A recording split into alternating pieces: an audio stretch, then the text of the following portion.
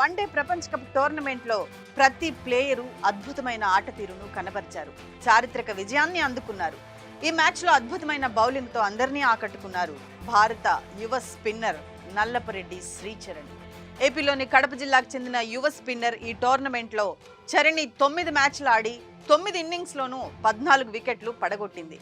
దేశవ్యాప్తంగా ఉన్న క్రికెట్ అభిమానుల దృష్టిని ఆకర్షించింది. అయితే తన తొలి ప్రపంచ కప్లోనే అత్యంత కీలక పాత్ర పోషించిన మన కడప అమ్మాయి దేశం గర్వించేలా చేసింది.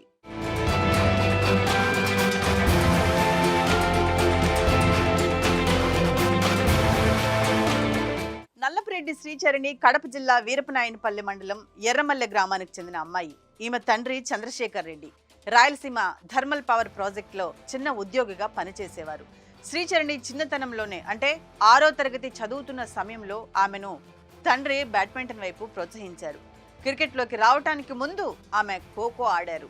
శ్రీచరణి ఎదుగుదలలో కీలక పాత్ర పోషించారు ఆమె కోచ్లు విక్రమ్ కుమార్ వర్మ, శ్రీనివాస్ రెడ్డి.